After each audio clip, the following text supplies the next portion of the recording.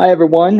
This is a YouTube live event for people who have purchased my digital home programs. And if you're not one of those people, welcome anyway. And if you want to see what those are about, you can go to my website at rickolderman.com and find those. But this website or this event is to answer questions from those who have purchased my programs and are using them to help them find answers for their pain. So what I've done is many people have submitted questions prior to this event. And so I'm going to be working through a lot of those questions, and I'm not the most techie person. So I am looking for the chat function. I don't really see it here. So about dashboard. So anyway, I'm going to do my best just to answer those questions. If you want to try to send a chat question, and I fully intended there to be a chat function on this, but I don't see it on this live YouTube event manager. Anyway, we're going to work through these questions. So here we go. I have a few things I want to say first. I'm a physical therapist with over 30 years of experience. And early on in my career, I found that most people have some kind of chronic pain. And so to me, this indicated that there must be a problem with how we look at pain. If there are literally more than half of my client load were people with chronic pain, and all of them had been to other practitioners. So what are we failing at that there is so much chronic pain out there? And so that's what I've devoted the last 20 plus years of my career towards, is understanding the body as it relates to why we have chronic pain and how to solve it. And to that end, it seems like we have three primary patterns of problems that cause chronic pain. And these incorporate movement habits, fascial dynamics, and neurologic reflexes. Now, I'm not going to go into all of that explanation in this video because I want to answer questions about people's pain. But I do explain all of this in my upcoming book, Pain Patterns, which is, I think, coming out in October. And the first part of that book explains how and why I believe that all of this is happening. And the second part of the book is a workbook. So you can identify what is feeding these pain patterns that you're kind of caught in. All right. So if you want to be notified when that book comes out, please just send an email to support@rickolderman.com and put pain patterns in that subject line. And we'll send you an email when the book is available for sale. And you can jump on that. It'll be a great book. Okay, I actually think it's my best book yet. And it actually ties together, I believe, all of the other books that I've written. And this kind of gives you a blueprint about what you should be focused on and why and how it's causing pain in your body. So I think it's a really important book. Okay, so I also want to say that please take this information as medical information, not advice, because I can't possibly know your medical situation. So take it with a grain of salt, and it's coming from my particular point of view. All right, so people have submitted close to 100 questions prior to this event, and I certainly won't be able to get to all of those. But I've broken these questions down in terms of body parts. And of course, the back and sciatic area is the most common area of questions. So I'll be answering more questions about that, but I'll also be rotating through the other areas of the body, hip, knee, foot, neck, so that everyone can get some information for themselves. And any questions I don't answer, I plan to include these questions in upcoming YouTube videos. So if I don't get to your question, I'm sorry tonight, but I do plan to get to it at some point. And if you would just subscribe and then click that notification bell at the bottom of my screen there, that YouTube screen, you'll see, you'll be notified when I post new videos. And the next many videos I post will likely have to do with all of these questions that I need to get to. So thank you for doing that.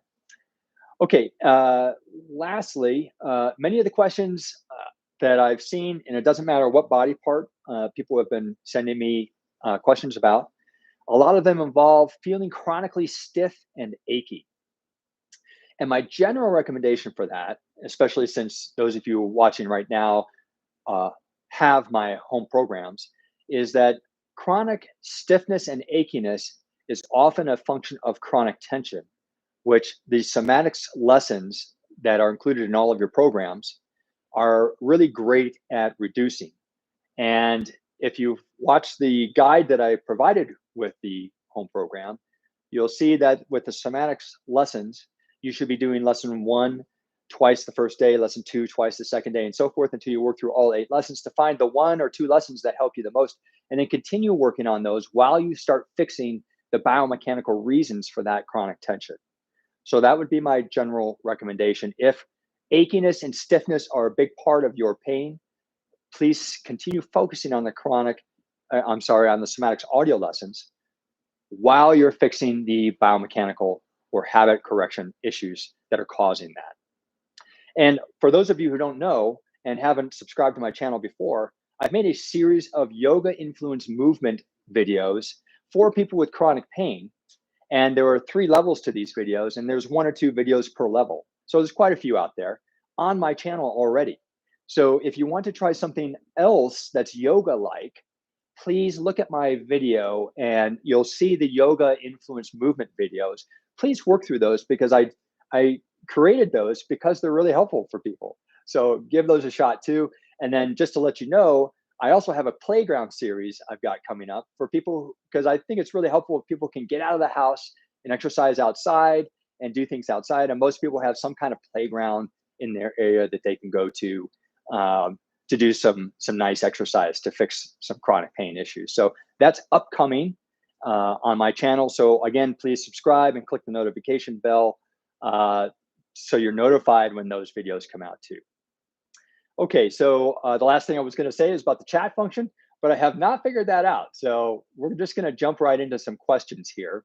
And we're going to start, of course, with back pain because this is the most common area of pain. So this is from Christine. And Christine says, I've read that herniated discs are generally a short-term medical issue and that they heal. I have had pain around the site of my herniated L5-S1 disc for decades. Does that mean I keep re-injuring it? Okay, so Christine, it's important to understand that that it's not that they heal all the time, it's that they can heal. And what you have to think about is that if you have a herniated disc, there's a reason for that herniated disc. And for those of you who aren't familiar with what a disc is, the discs are the little spacers that are in between each of our vertebra and our spine that give it space and flexibility and give our spine allow our spine to move really well. So a herniated disc is one where the material of the inside the disc has kind of squirted out a little bit and is irritating nerves and so forth. All right. So yes, herniated discs can heal on their own. But what the key is that you have to solve the reason the herniated disc happened in the first place. Because if you keep hitting that herniated disc with the same hammer that caused the herniation in the first place, well, of course, it's never going to resolve. And that sounds like what's happening with you. So in my program, this is why I picked this one first, is recently I uploaded a 10 functional tests video that had you work through 10 primary reasons why most people are experiencing chronic pain. And then there's a results video that is associated with that. So you can, and there's a PDF too that you download and print out, and then you'll write down your answers to these 10 functional tests. And then you're gonna watch the results video to understand why, what those tests mean to you. So Christina, if you haven't done that already, I strongly recommend that you work through those 10 functional tests because they are critical. And I'm not just picking on you, because a lot of the questions I'm seeing here are from people who I don't think have found or done those 10 functional tests. And those 10 functional tests will give you a lot of information about why you're having pain and what to solve.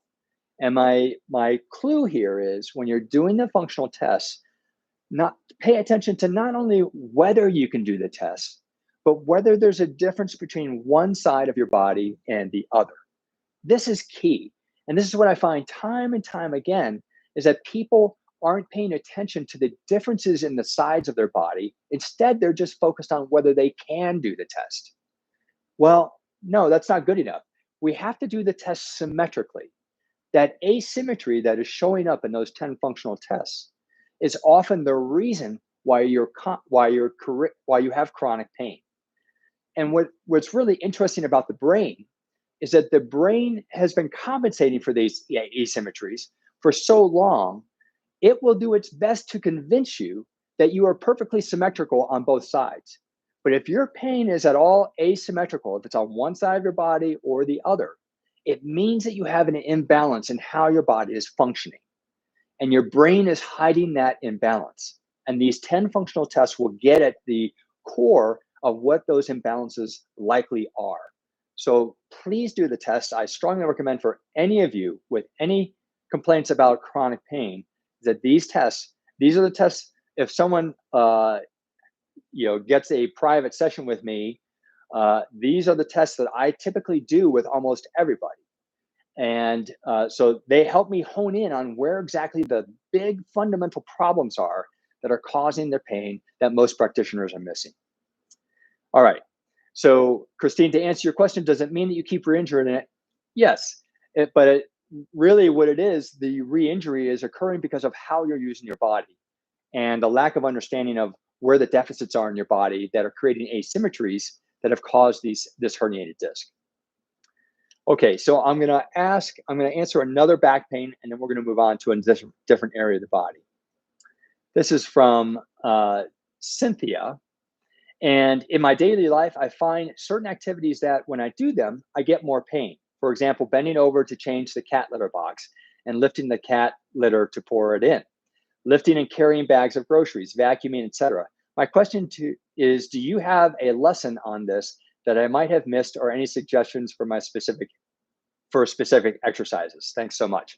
Okay, Cynthia, great question. And yes, I've already included that in the program. Hopefully you have the back pain program, but it's in the Changing Habits video. And basically what I talk about is, first of all, hopefully you've worked through those 10 functional tests.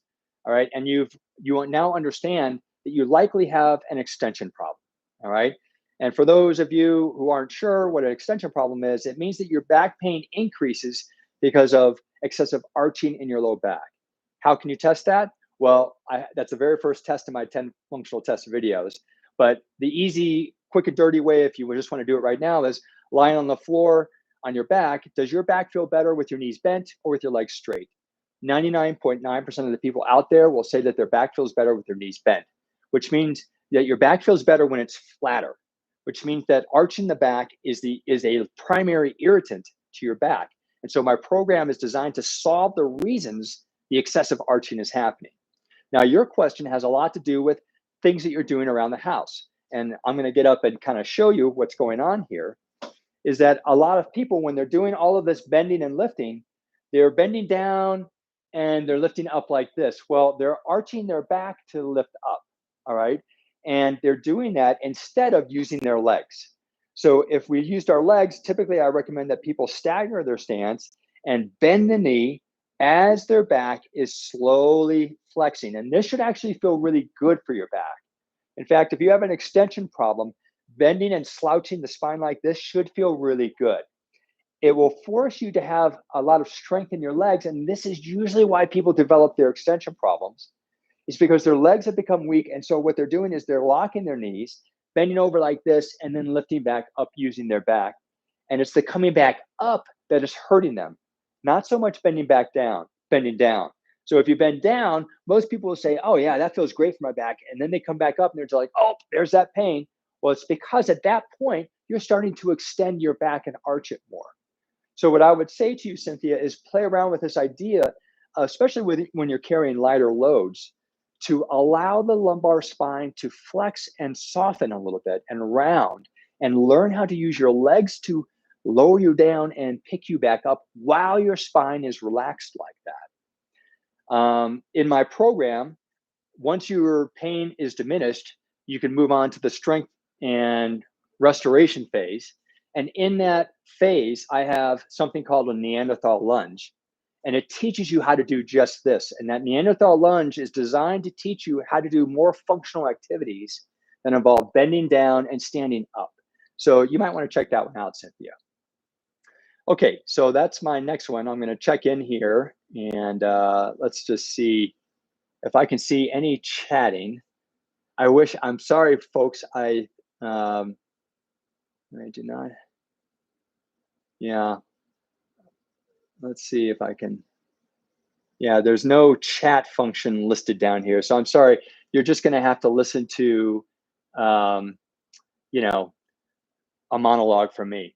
So we're going to be going through some other questions now. Now, the second most common area of pain is the hip. So I'm going to answer a question about hips now. Here we go. All right, here's one. Hi, Rick. My right hip was replaced 4 years ago. I have bad osteoarthritis in my left hip, and I'm keen to avoid another surgery. My right leg feels about an inch shorter than my left, even though it's not. I'm so glad that you recognize that it's not really shorter. It's because the right side of my pelvis is still hitched up and back. How do I straighten it up again, please? Huge thank you from the UK, and this is from Maggie. So thanks for joining me, Maggie. I think it's like 1 a.m. your time there. So yeah, you won't be able to watch this live, but you can let's watch the recording.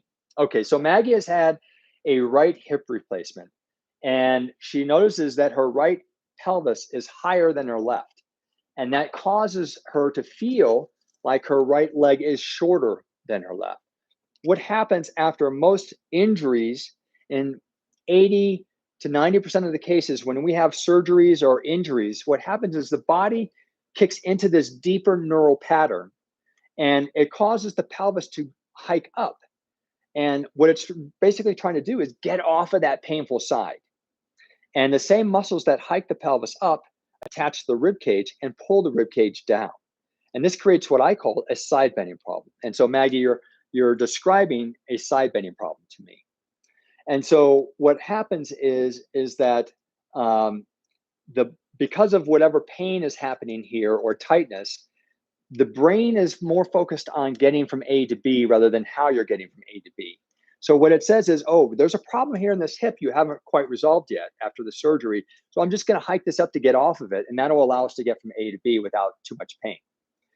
So what you want to know is, and in my program, you'll see that there is something called, and this is really cool if you have someone measure the pelvis first. So I'll have you do that. Have someone measure your pelvis, the right side versus the left side. And what they'll do is they'll kneel behind you and put their hands on top of your iliac crest here, and they'll see that the right side is much higher. Or you might want to take a picture of your back from the back, and you'll see that you've got a bigger crease on that right side. That indicates a side bending problem. Anyway, so let's say that you've measured that and you're sure that your right side of your pelvis is higher than your left. All right, so here's something really cool, Maggie. You can fix this almost instantly with about 10 or 20 steps. I want you to raise the right arm up in the air and walk 10 or 20 steps. I'm going to put my little skeleton down here. So when you're doing this, every time you step on that right leg, I want you to visualize that you are lengthening through that waist. All right, and you walk and you lengthen through that waist. And then you're going to come back after 10 or 20 steps and have that person remeasure the height of your pelvis. Almost guaranteed that pelvis will now be level. So what is that telling us? It's telling us that walking is one of the key functional activities that you're doing that's causing the pelvis to be hiking higher. And because it's one of the key activities, walking can fix it if you learn how to walk correctly. So in my program, I have this reaching while walking exercise, and I have them for sitting too, because this is a common problem for people with one-sided sciatica, back pain. They've had a hip replacement and they're having problems with that side hiking up. This will solve it because it's teaching you how to weight bear correctly on the side that's had the problem. And what it's teaching you to do is not collapse when you're standing on that side. It's teaching your body how to support the whole body while it's on that side that's causing problems. So that would be the big thing. And please, Maggie, really, it truly will be fixed in 10 or 20 steps. If you have someone measure this, it's a really cool party trick. All right. So try that out. Okay, so here we go. So that's hip and pelvis. Let's go on to let's go to a foot one. Let's see. Here are the feet. Okay. Jennifer says, my pain is gone. I found ways to be active and pain free. I can lift a lot. I had a herniated disc. I still don't run or jump. I'm happy that your pain is gone. My question is about my feet. I have hammer toes and widened feet. How do I know if my feet are going to affect my back? Should I try to fix the deformed toes or anything? I'm concerned about eventual balance. Jennifer, this is such a wonderful question. And I feel, you know, I love it when I get questions like this because it means that you're really tuned into what's going on with your body. And the answer that I have for you is the 10 functional tests that I talked about earlier at the beginning of this event will kind of tell you whether your feet are causing problems throughout the rest of your body. Again, you're going to pay attention to asymmetries in the tests. And if your feet are functioning fine, just because you have hammer toes or bunions or things like that doesn't mean it's necessarily affecting, you know, your knee, your hip, or your back. I mean, there's probably something going on there, but you can manage all of those compensations that are happening if you're aware of those. The 10 functional tests will show you exactly how your body has been compensating. Okay. So, and frankly, I find no real need to solve hammer toes. Yes, they're not good looking, but I don't find that the existence of hammer toes is causing biomechanical problems up the chain. Now, a way that you can work on your hammer toes, you'll notice that most people with hammer toes, when they stand up, they move quickly back to their heels. And when they do that, that causes the knuckles to jump up. So if you keep the weight through the toes as you stand up a little bit more, not completely on the toes, we're not talking standing up on tiptoes, but just weight bear. The more you weight bear through those toes while you're sitting, you'll see that the hammer starts to reduce a little bit. And if you learn to stand up, keeping that same pattern of weight bearing through the toes while you're stand up, first few times you're going to have to do it slowly to figure out how to do it. You'll see that the hammer toe propensity will decrease. Now, I'm not going to say it's going to get rid of hammer toes, but if we can change habits that are causing that hammer toes to occur, we can at least decrease the progression of the hammer toes. Now, the next thing is I found a lot of hammer toe people tend to extend with their toes first before they lift their foot off the ground. And what I would encourage you to do is learn how to maybe not so much drag the foot, but have the toes lift off the ground after the heel has lifted up rather than before the heel has lifted up. And see if that is another behavior that starts to reduce the propensity of the hammer toe trigger. So what you'll likely find is that your hip flexors start to become fatigued because you're trying to use your shin muscles in the front of your shin to initiate liftoff with the foot rather than your hip flexors. So this will again require some slow practice, but play around with that idea of what if I try to use my hip flexors instead of my toes to lift my leg up? And you'll notice that your ankle will have to become a little bit floppier.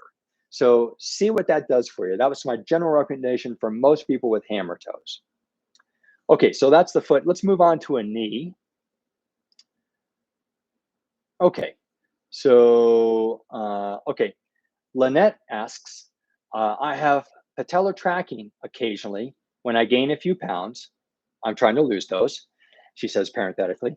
What are the best exercises to strengthen my leg muscles to keep my kneecaps stable? Thank you. Well, I picked this question, Lynette, because it may not be a strength issue at all. What it may be is a shape of your femur issue. So let me explain. So a lot of people, patellar tracking, the patella is the kneecap. And when people say they have a patellar tracking problem, it usually means that the kneecap is falling off to the side too often, too much, or it's pinching tissues on the side of the knee. So there's a few reasons for this. The shape of the femoral condyle here in some people can have a lower angle than what you see here. And therefore, it makes it very easy for the patella to slide off the side. So Lynette, first of all, if you haven't had an x-ray to determine whether the outside of your femoral condyle is too, if the angle is too low, then please do that, because that will guide a lot of how you'll want to manage this in the future. Okay, so often what's blamed for patellar tracking problem is the IT band. The IT band starts up here on the side of the hip. It runs down the side of the leg and inserts into the side of the knee and into the side of the kneecap. And a lot of times the IT band is the cause or is a contributing factor to patellar tracking. So Lynette, if you haven't been stretching that yet, then I recommend the thigh stretch in my home program. And in particular, make sure that when you lower that knee down, it's going straight down and not out to the side. If you make the knee go straight down during the thigh stretch, that will lengthen the IT band in addition to the thigh muscles during that stretch. So that would be my first question and recommendation is, how are you doing on that thigh stretch? Is it asymmetrical between the two sides? Okay, the next thing I wonder about is, do you have femoral retroversion or femoral anteversion? So most females have femoral anteversion, which means that the shape of the thigh bone is rotated inward slightly. Well, what happens is relatively, we have all of our soft tissues like our muscles and tendons and ligaments that are connecting from the hip to the knee. But if the shaft of the thigh bone is rotated in, then relatively, all of those muscles are then pulling everything to the outside, especially if the internal rotation of that thigh bone is uncontrolled. What is the primary muscle that controls internal rotation of the thigh bone? The gluteus maximus, or the butt muscle. Why? And this typically gets turned off in most of the cases I see with chronic patellar tracking problems. So why would that get turned off? Because people are locking their knee when they're standing and walking, which I've covered in my home program. I've also offered a taping technique in the extra help section to tape the back of your knee to cue you to stop doing this. And then once you stop doing this, it would be very interesting to know whether your patellar tracking problem fades away as a result. If it does, then it means it's likely because your gluteus maximus isn't tracking, isn't controlling the thigh bone well enough. And so that therefore the thigh bone is excessively internally rotating with each step. Hopefully that answers your question. Okay, so all right, so that's knee. Let's go to neck pain and headaches one. Okay. Okay, so Dennis asks, does your shoulder program address shoulder, he says impingement, but I'm assuming you mean shoulder impingement. And so in a way it does, Dennis. So you'll notice that I call it a neck pain and headaches program, but it also addresses a lot of shoulder problems. My focus is on neck pain and headaches because most physical therapists do pretty well with shoulder impingement.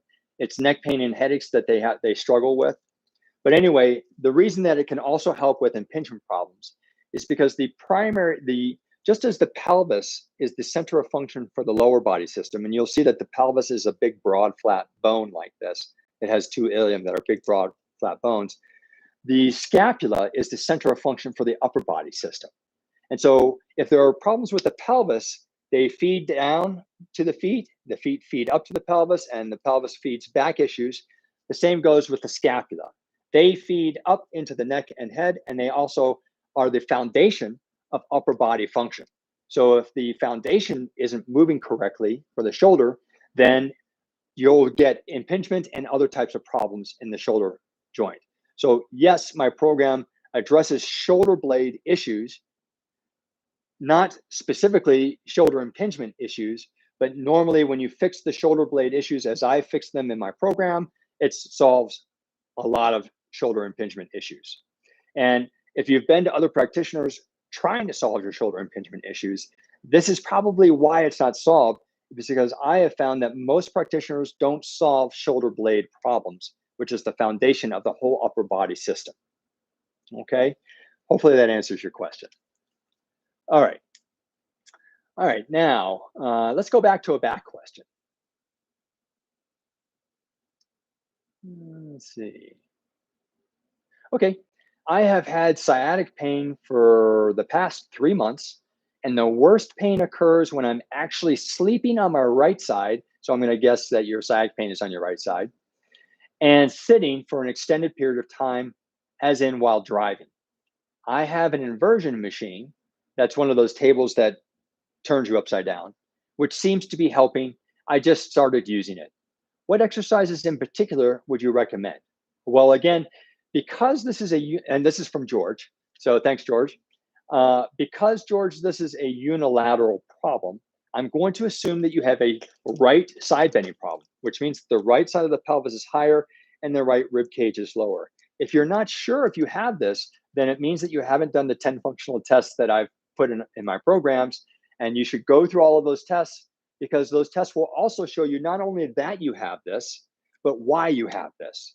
And so this is why your sciatic pain keeps coming back, is because you haven't fixed the foundational problems that are causing it.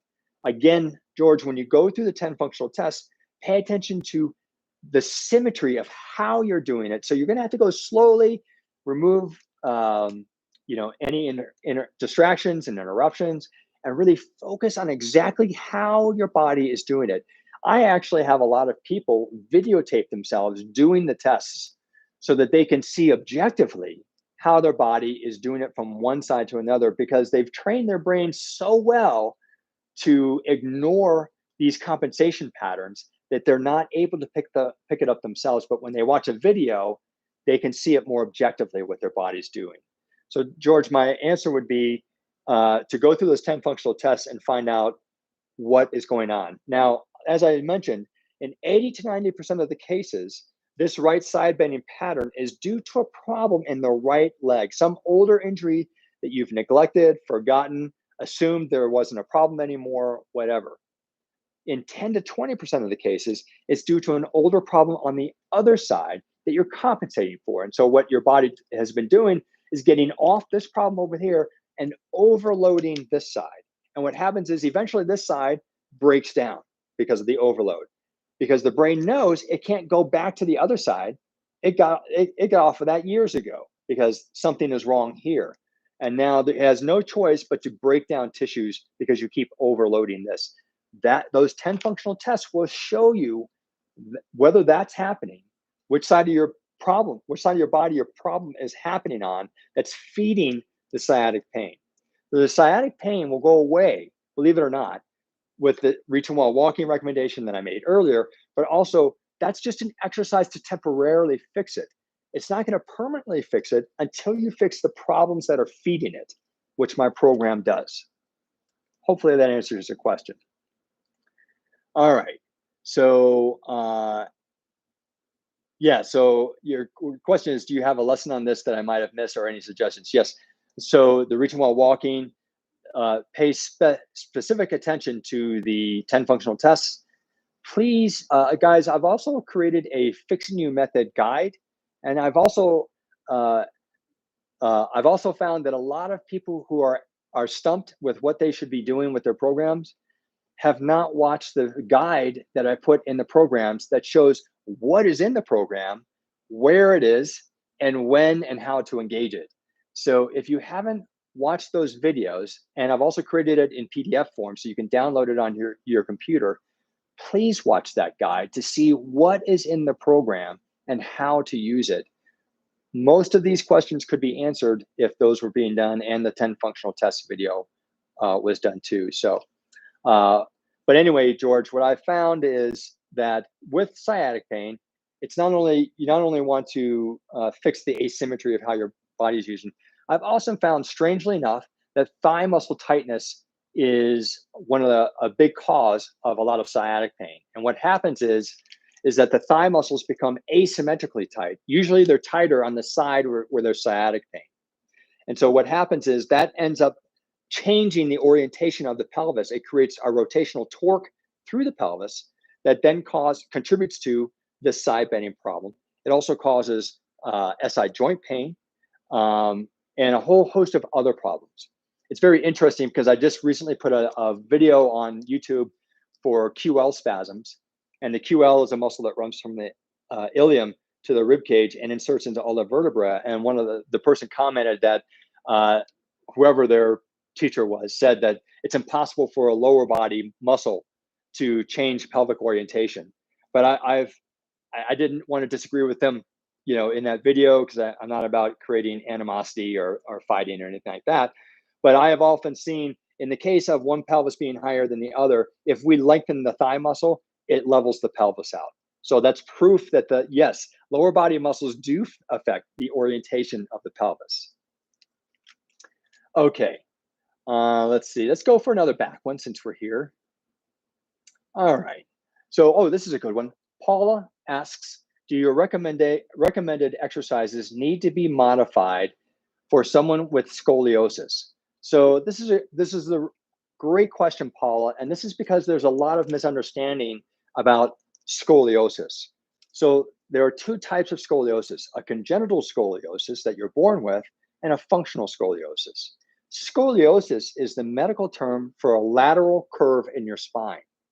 You could either have one lateral curve, which is a functional scoliosis, or you can have two lateral curves, which is usually an S curve. Instead of the C curve, it'll be an S curve going the other way. All right. And so most people, when they get an x-ray of their spine, because they have chronic back pain, are told that they have scoliosis. But the x-ray is only looking at one half of their spine. And so the radiologist is saying, oh, you've got a lateral curve in your spine, therefore you have scoliosis. Well, you don't know whether that is a functional scoliosis or a congenital scoliosis. Both can be corrected. And almost everybody has a functional scoliosis because there's always asymmetry with how they use their body, which those 10 functional tests will show you, will expose for you. So please do the 10 functional tests. So they do not, my exercises do not need to be modified for someone with scoliosis, because they are for people with scoliosis, because so many people have a scoliotic pattern that's causing their one-sided back pain, their one-sided sciatica, their one-sided hip pain, their one-sided SI joint pain, pelvic pain, piriformis pain, whatever they're complaining about. If it's one-sided, it's pretty much guaranteed you've got a scoliotic change. So they don't need to be modified at all. And they are to correct scoliotic patterns. And even if you have congenital scoliosis, I have found that these exercises significantly diminish the S curves that are occurring in the body. Now, there's a particular treatment approach called the Schroth method, SCHROTH, which was developed by a German physical therapist, I think back in the 50s or 40s or something like that. And it focuses specifically on congenital scoliosis, and it makes dramatic changes. My program also fixes a lot of those problems, but it's not specific to congenital scoliosis. So if you're looking for something specific to congenital scoliosis, if my program isn't helping you fix those problems, it should, but if it doesn't, then try the Schroth method. Okay, so time for a little drink of water. Okay, we're a little over the halfway point. I'm going to ask you all, if you haven't done it already, please hit the subscribe button and maybe like this, if you want to be daring enough. And then also hit that notification button so you're notified when my new videos come out, because I'll be answering a lot of your questions after this. I'm definitely not going to be getting to every one of them. Okay, so that was a couple back. So let's move to another hip question. All right, let's see. Okay, this one's from Mary. I have a leg length discrepancy since sustaining 3 fractures of the pelvis 18 months ago. I was doing strength exercises using a rubber exercise band, which split in half, and I fell backward onto a cement basement floor. I also have persistent lower back pain since, aggravated by the discrepancy. I bet the back pain is unilateral. All right, so I have had months of physio, multiple adjustments by a chiropractor, and more recently a heel lift, and now an orthotic. The pain and stiffness persists. What are my options at this time? I am 84 and was in optimal condition prior to this mishap. Well, congratulations, Mary, 84 years old. I love it, and that you're not giving up. And so what has happened is that you have a spasm response to falling back. So you've had 3 fractures in your pelvis. I wonder if they all happened on the same side. I'm not sure, but I'll bet you that you've already been told that you have a leg length discrepancy. But what most practitioners, the way they measure a leg length discrepancy is they watch you standing and they see that one pelvis is higher than the other. Well, that has nothing to do with a leg length discrepancy. That has everything to do with a compensation pattern. So I'm going to guess that the fracture did not cause a leg length discrepancy. It caused a compensation pattern, which is causing you to hike one side of the pelvis up, and the muscles, again, that are hiking that side up are pulling the rib cage down, creating compression on this side of your spine, creating the unilateral pain, sciatica, back pain, and so forth. So you all might be getting the idea that, wow, this guy sounds like a broken record. He's talking about that side bending problem again. Yes, because it's one of the 3 primary patterns that causes most unilateral pain in response to things like what Mary just experienced, hip replacements, knee injuries, all sorts of problems, foot issues, you name it, it'll cause a unilateral side bending pattern that then causes all of this chronic pain that no one can figure out. The physical therapist or the chiropractor, I don't know what they've been doing, but I'm going to bet that they have not fixed the side bending problem. And instead, they've been adjusting the spine vertebra instead. Well, adjusting the vertebra is not going to solve that problem because it's not solving the things that are feeding the whole pattern in the first place. So the reaching while walking, that should level out that pelvis almost immediately. Now, what I'm going to guess is, Mary, that since you fell, it sounds like you fell on your back and you have this fracture, I bet your butt muscle is not working well on that side. And so I strongly recommend my butt pump exercise that focuses on activating the gluteal muscle to get it to turn on, because I think this is probably going to be your primary source of weakness that's contributing to the side bending pattern. And once you get that butt to turn on, you're going to be able to control your gait pattern much better, which will then naturally reduce the side bending pattern. Now, I believe for those of you who haven't joined hopefully, Mary, you've joined the Facebook group that is associated with my program, the Fixing You Method Facebook group. It's free.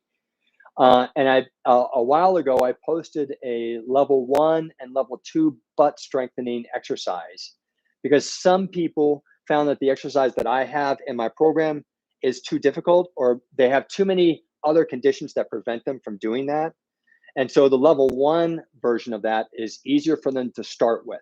That may be right for you, or you may be able to start with level 2. Most people can, but just a few people can't.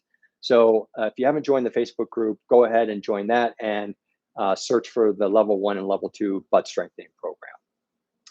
Okay, so you can fix this, Mary. You do not have a leg length discrepancy. It's a compensation pattern for a pelvic injury.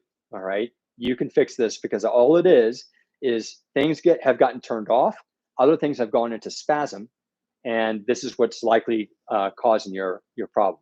The only thing I don't know is the integrity of your bone structure. So I don't know whether you have osteoporosis, osteoporosis, things like that.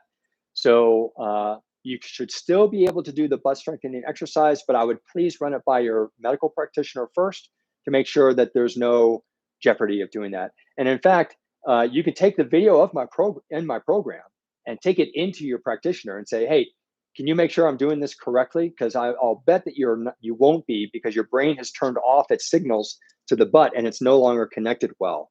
You might need a practitioner to help you get reconnected with that butt. And then you'll also see in my program the walk exercise, which teaches you how to walk, naturally activating the gluteal muscle so that you can stop doing the butt pump exercise after it has gotten ramped back up. And if you just walk correctly, this will naturally turn it on and make your pain melt away. And it should level your pelvis too very quickly. Okay, hopefully that helps, Mary. Okay, great question. Okay, so let's move on to a knee question. All right, let's see. Okay, Peter writes, I had a knee replacement 3 years ago and have very limited flexibility in the reconstructed knee. After cycling or long walks, the following day, I find I have pain very similar to shin splints. I used to be a runner. Around my ankle, in the leg with the artificial knee. I have tried numerous stretching exercises before and after every workout, but nothing seems to stop the painful shin splint in the ankle on the leg with the artificial knee. So it seems to me, Peter, that the shin splint is occurring because of the knee stiffness. That's the way it sounds like how you're writing it. Now, the secret exercise that I have found, or secret intervention for stiff knees, especially those that have had knee surgeries and so forth, is I have found there's a little muscle in the back of the knee called the popliteus muscle. It runs from the inner tibia to the outer femur, and it crosses the knee in a diagonal like this. Strangely enough, I've discovered that when I massage this muscle, knee range of motion instantly improves. In fact, one of the last patients I saw who had reconstructed a severely reconstructed knee from an accident, the only thing I did in our first evaluation after I measured him was I massaged his popliteus muscle, and he gained 15 degrees of knee extension just by massaging the popliteus muscle. So my guess is that no one has ever focused on that muscle for you.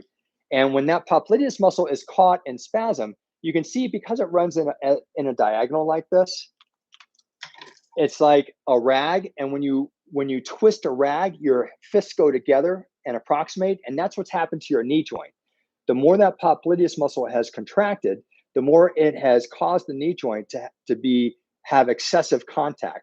I'll bet, Peter, that if you have someone massage the back of your knee, and a massage therapist, physical therapist, what have you, and you'll find instant relief and instant increase in range of motion of your knee.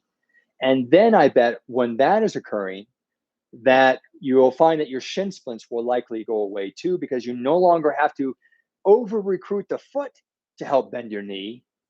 Instead, the knee will bend and straighten on its own more naturally, which will cause that whole lower extremity to calm down a little bit. So please try that out.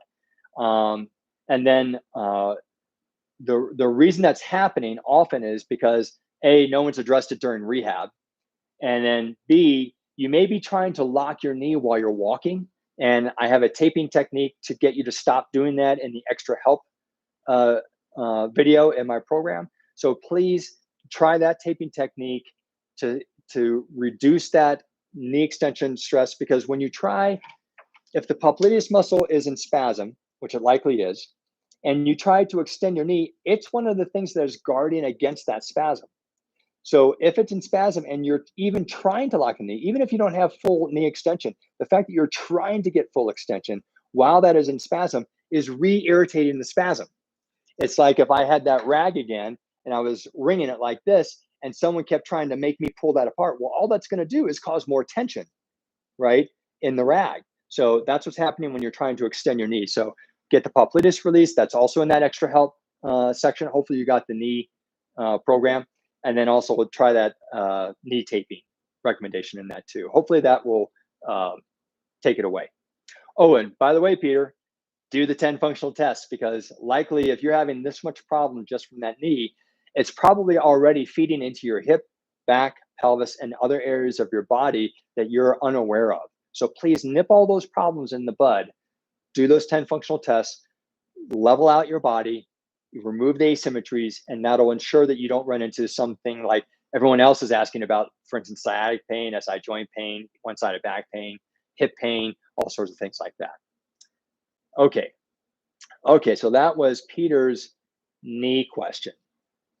All right, so let's go ahead and let's go for a, there it is, foot.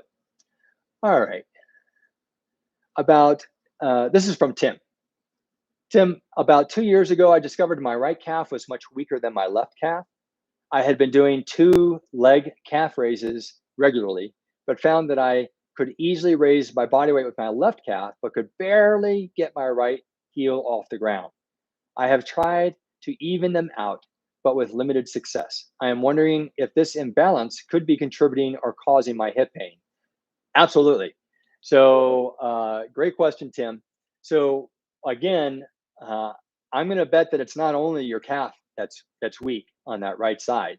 So please go through those 10 functional tests very carefully and correctly, and assess whether you have other areas of significant weakness. I can almost guarantee you do.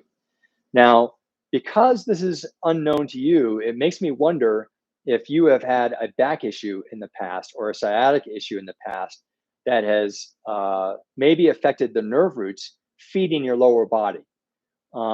So one of the things you might, I'm not sure if you've been to a practitioner about this or not, but you might want to visit your doctor, see an orthopedist, get an MRI of your spine, and see if something is claudicating or pinching one of your nerve roots that's turning off your calf strength. You don't have to have back or sciatic pain to have a neurological issue from your back causing problems in your foot. All right, so please get this checked out, because that's a significant weakness that you're having, and it disturbs me a little bit that that you've been trying for so long, 2 years, and not able to affect this. This means that there's likely a neurological component to the problem, that you don't have the nerve signals that are feeding the calf enough for it to hypertrophy or to get stronger again. And so please get that checked out at your spine level and pelvis, and see if there's any kind of nerve root impingement going on in your spine. All right, so there's the foot question. Let's see. Let's go up to neck again. And here we go. All right, so this is from Kathy. Hi, Rick. Can you offer some stretches or exercises for thoracic outlet syndrome? So for those of you who aren't familiar with thoracic outlet syndrome, it is a condition that usually affects one of the hands, sometimes both. It involves both the blood vessels and the nerves. So often there's coldness in the hands, and there's several points of impingement that can pinch the blood vessels and or nerves. For instance, you could have there are things called cervical ribs. Some people have that can grow on the cervical spine that can pinch the nerves. Not all people have this. Some people do. There's a lot of variability in people's bodies from one body to the next. So if you haven't had an X-ray to determine whether you have cervical ribs, that would be one of the first things I would do, is talk to your doctor about that. So the cervical rib is a source of impingement. The muscles in the neck are a source of impingement, because there's many muscles here that these nerves and blood vessels are going through. And if they're tight, they're going to pinch that. They go underneath this collarbone, so that can pinch it.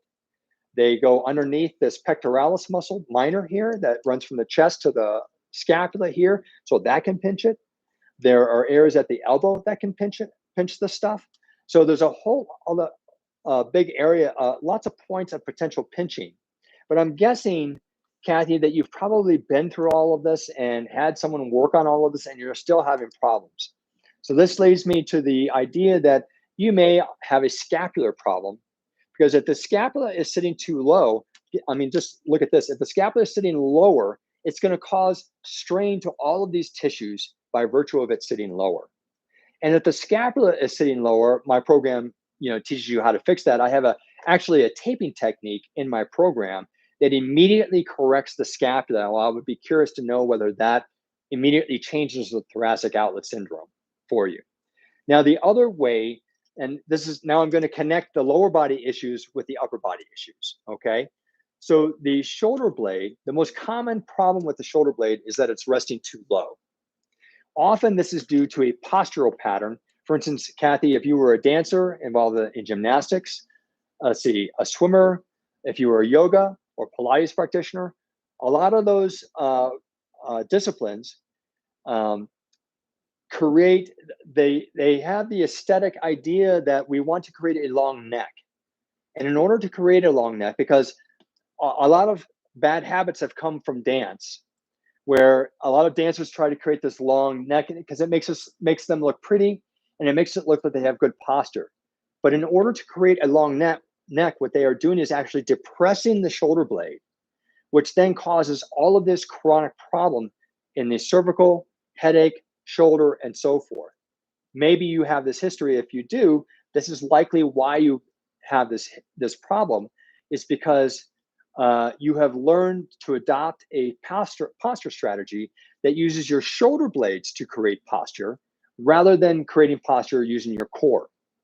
And in my program, I have the lifting the rib cage exercise that teaches you how to deconstruct and fix that problem.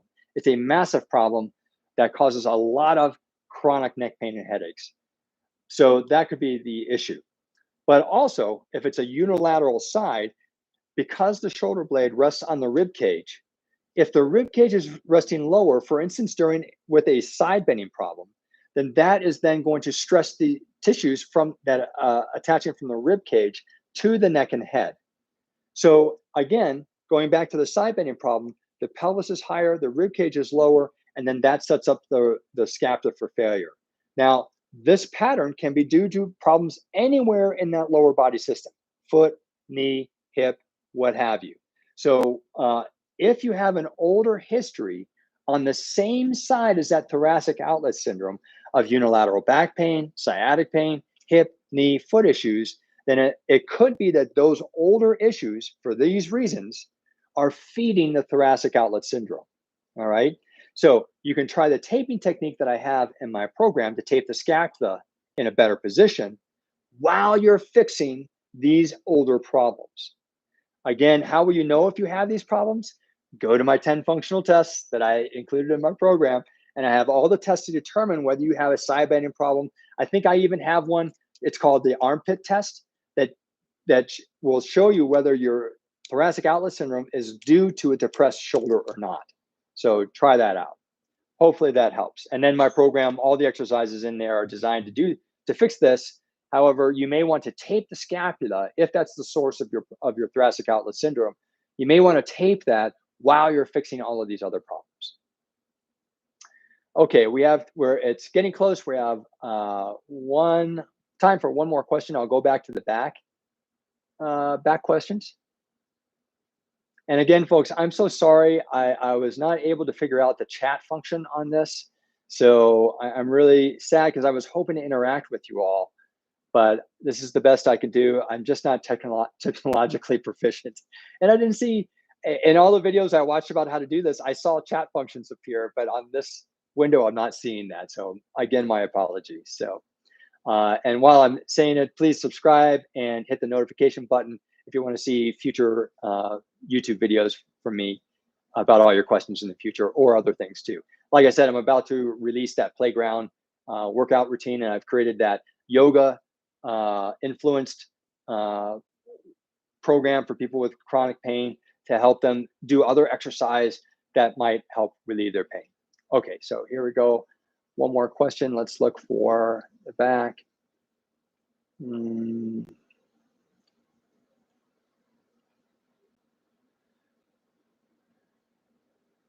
Okay, this is from Mary. It says, "Hi Rick, recently I have been experiencing a sudden jabbing dull pain in my left glute area during sitting on the sofa and watching TV. I bet you almost all of you are saying she has piriformis syndrome. I have been trying massage therapy and yoga stretching, but it keeps recurring. Hope you can shed some light. Thanks." Okay, folks, so piriformis syndrome is not its own diagnosis, all right? All it's saying is that the piriformis muscle is irritated. Like many medical diagnoses, doesn't tell us why it's irritated. And this is the frustrating thing in medicine, is that we have all of these complicated sounding, really impressive sounding diagnoses, but there isn't one test that tells us why we have that diagnosis. Okay, so the piriformis is irritated. That's the easiest part of all of this, is to figure that out. Now, the harder question is why? And that's what my program is getting to, are the whys. And that's what I hope this event is helping you discover, is the whys behind pain. So it sounds like it's the left glute area. So that means likely, Mary, that you have a left side bending problem. So if you haven't gone to the 10 functional tests that I have in my program and determined whether you have a left side bending problem, please do that. And then go through all the other tests to help you understand why you have a left side bending problem. And whatever asymmetries you find in those 10 functional tests are likely the reasons your piriformis is irritated and you have piriformis syndrome. And so just to explain a little bit about how this works is the piriformis muscle, I think of it like a little pinky muscle.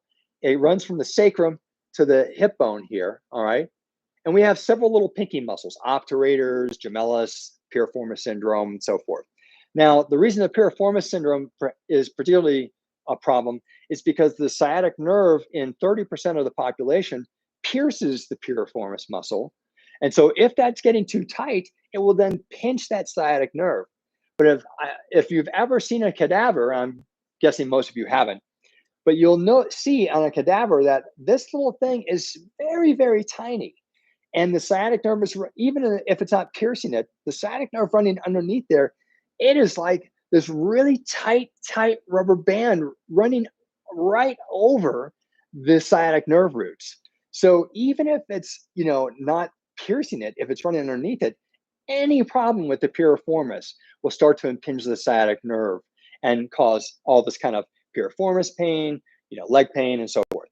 Okay, so why is the piriformis so irritated though? All right, so this is the interesting thing is over the piriformis muscle is our big gluteal muscle. And I describe this as a hand muscle.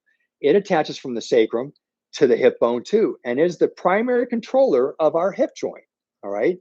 When the butt muscle is not working well, the little teeny tiny muscles deep to it have to work extra hard.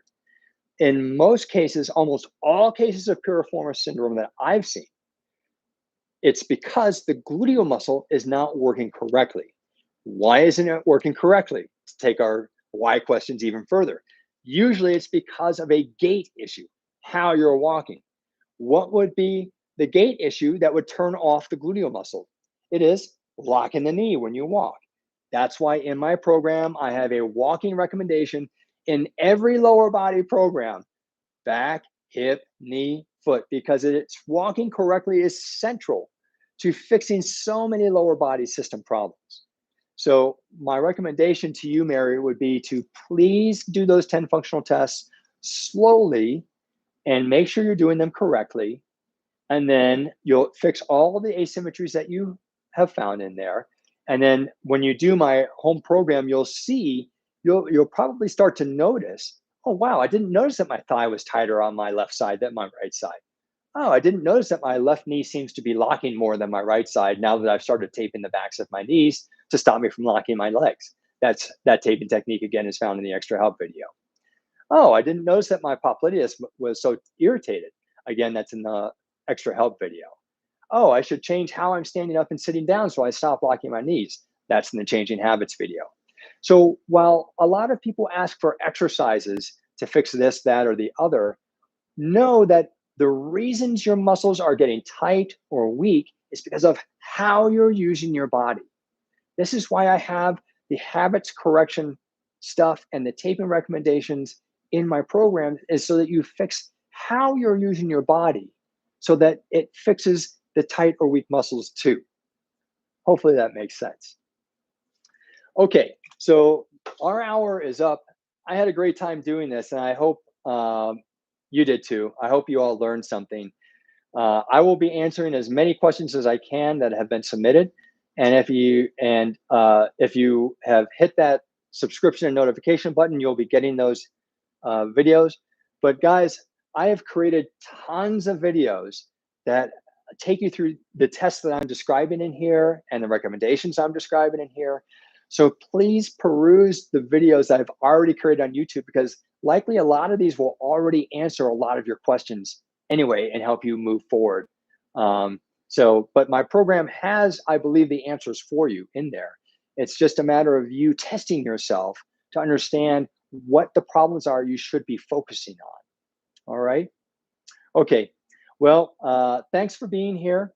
And for those of you who haven't joined my home programs yet, you can go to rickolderman.com and you'll find them there and pick whatever program you want. And let's get started fixing your pain. Thank you.